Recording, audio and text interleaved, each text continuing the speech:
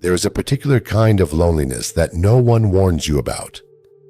Not the loneliness of being misunderstood, though that comes too. Not the loneliness of isolation, though you may find yourself retreating from the very people you once felt closest to. This is something stranger, something that arrives not in your darkest moments, but in what should have been your brightest ones. It arrives after. Something opens in you, after the shift you spent years hoping for, praying for, sitting in silence waiting for. It arrives after awakening. And the cruelest part is this. The people around you look at your face and see nothing wrong. They see you functioning, speaking, moving through the world. They have no idea that inside, something is fractured that cannot be put back together, and that you are no longer entirely sure you want it to be. You remember when it happened, or when it began. There was a moment, maybe many moments accumulating over time, when something you had always taken for granted simply stopped making sense. The stories you had been living inside, the assumptions about who you were and why things mattered and what life was supposed to feel like, they became transparent. Not false exactly, but thin, like a theater set seen from the back, all scaffolding and suggestion. And in that seeing, something opened. You felt it as relief, as expansion, as a sudden and overwhelming clarity. For a while, perhaps a long while, you were filled with something that felt like wonder, like arrival, like coming home to a place you had never actually been. And you thought, quietly or loudly, that this was it, that you had found what you were looking for, that now things would be different. And they were different. That is the strange truth of it. Things were genuinely different, but not in the ways you expected, because no one told you about the aftermath.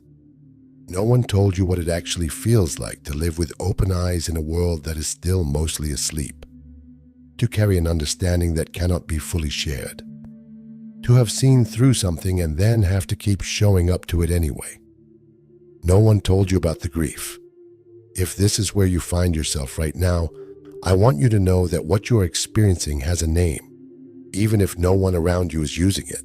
I want you to know that this struggle is real and it is serious, and it is not a sign that something went wrong.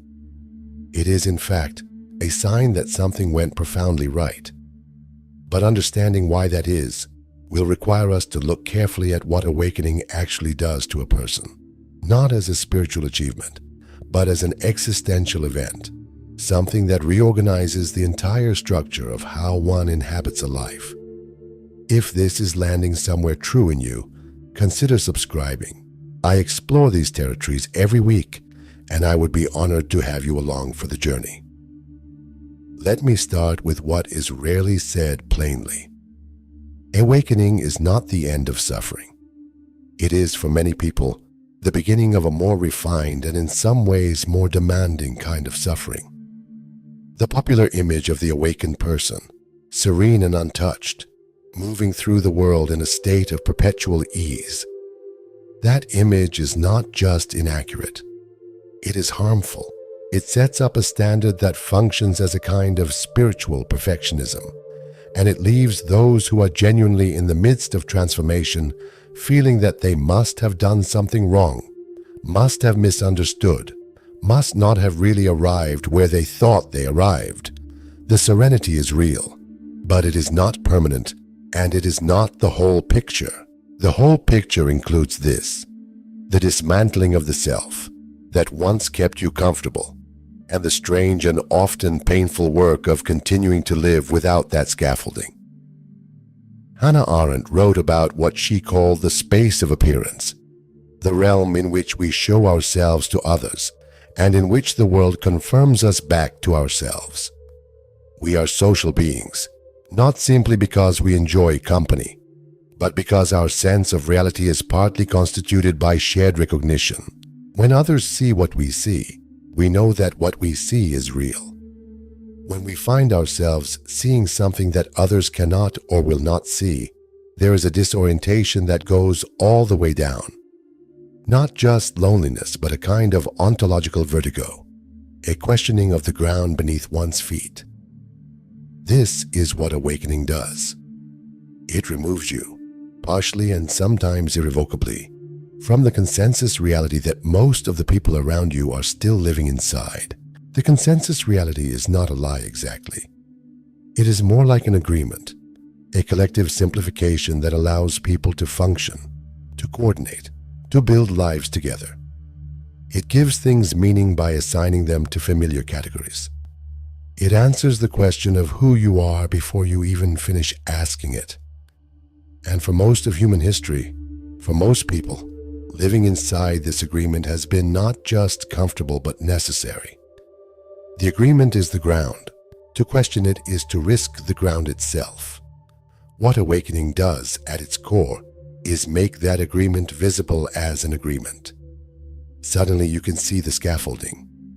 Suddenly you can perceive that what felt like reality was always an interpretation, a story, a shared hallucination that functions well enough for many purposes but is not the final word on what is. And once you have seen that, you cannot unsee it. This is not a problem you can solve by trying harder or thinking differently or adopting a better attitude. The seeing is simply there. And the world, which has not changed at all in its external arrangements, now requires a different kind of navigation. I know that many of you watching this have tried to talk about this with the people in your lives. Maybe a partner, a friend, a family member, maybe a therapist, and perhaps you found, as so many do, that the conversation either ended quickly or turned into something uncomfortable. Either they looked at you with that particular expression of polite concern that means they do not know what to do with what you are saying, or they offered solutions that did not address what you were actually describing.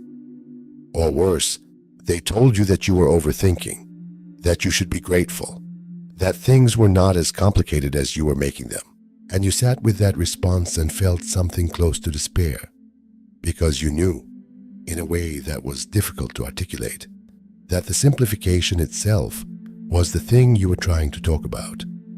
How long have you been carrying this alone? How long have you been watching from a slight remove, feeling the gap between where you are and where the people around you seem to be? I'm asking because it matters, because the duration of that silence has weight.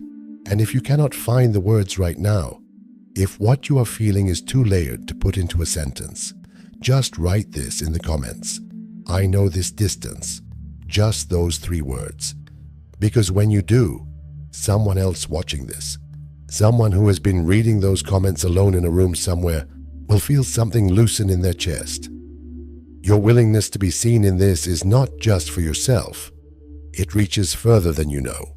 Let me go deeper into what this struggle actually looks like from the inside, because it tends to express itself in ways that are difficult to name. One of the most common experiences is a kind of double life. There is the outer life, which continues largely as it did before, with work and relationships and ordinary tasks and the social performances that all of us engage in to some degree. And then there is the inner life, which has become something quite different, something larger and stranger and less containable than it used to be. And the effort of holding both of these simultaneously, of being present in the outer life while being aware of its constructed nature, of participating genuinely in conversations and connections while also perceiving their deeper dimensions. That effort is exhausting in a way that has nothing to do with physical tiredness.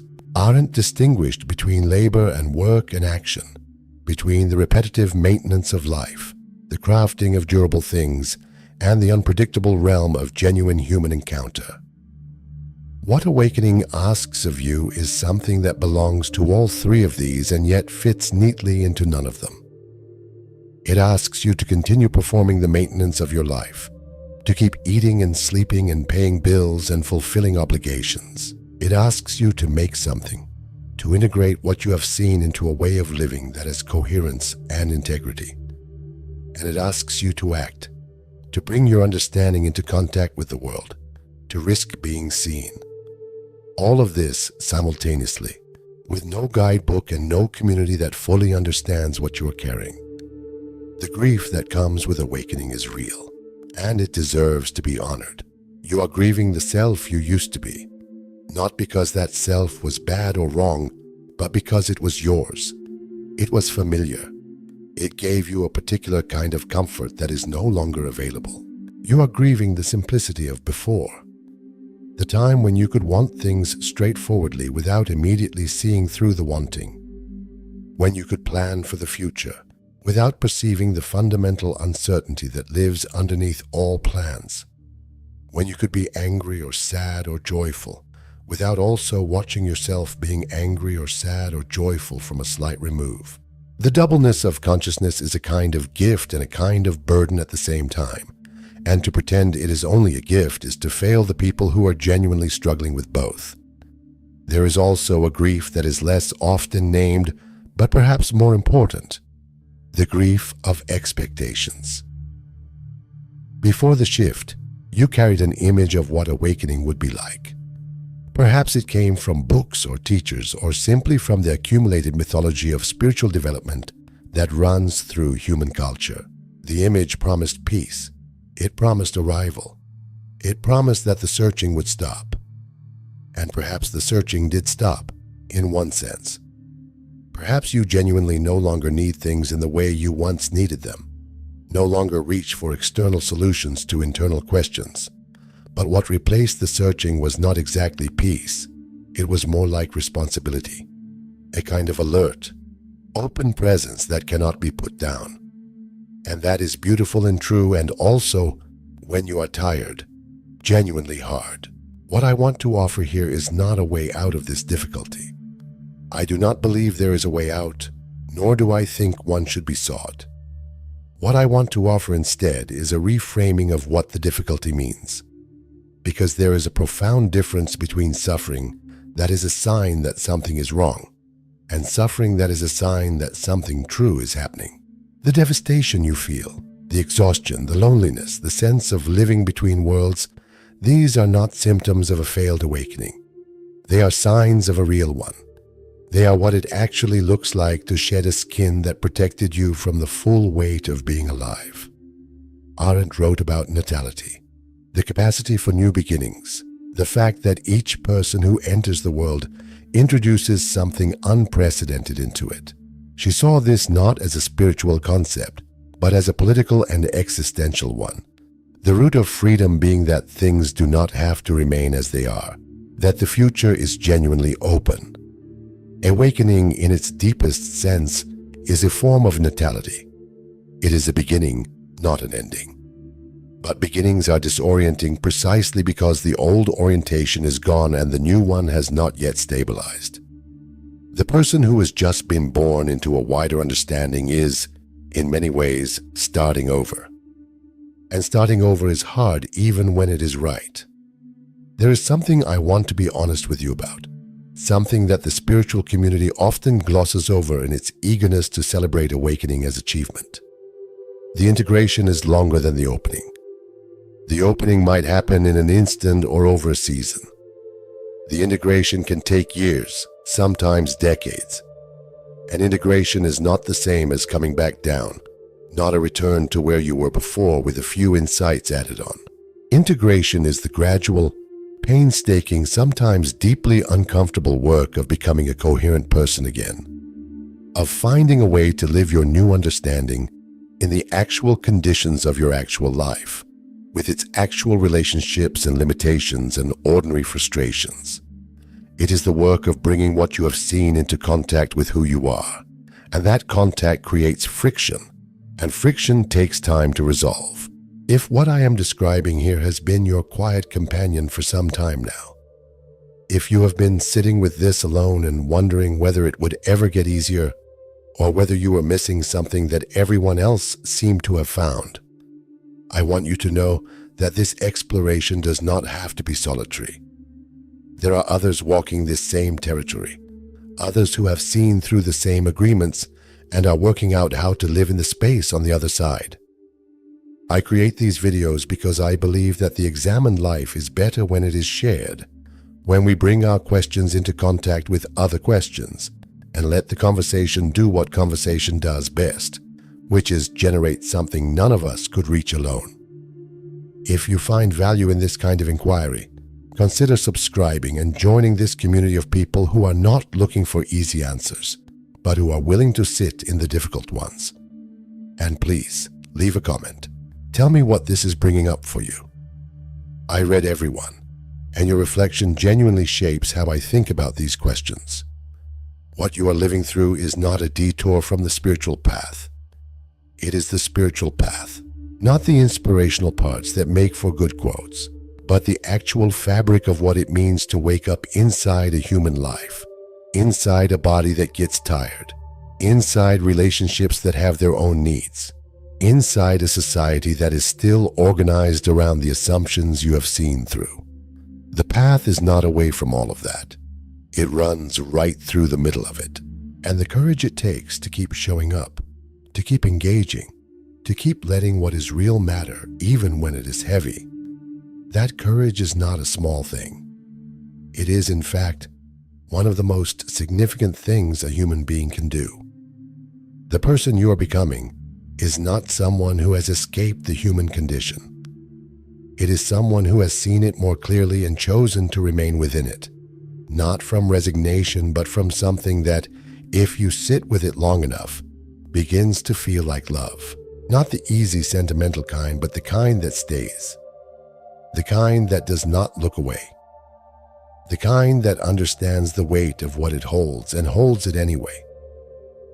That is what is being asked of you now. Not transcendence, presence, not escape. Return, but return as someone who knows what they are returning to. And in that knowing, in that clear-headed, compassionate, sometimes heartbroken return, there is something that I do not hesitate to call grace, not because it was given from outside, but because it was earned from within. Not because it feels easy, but because it is finally real.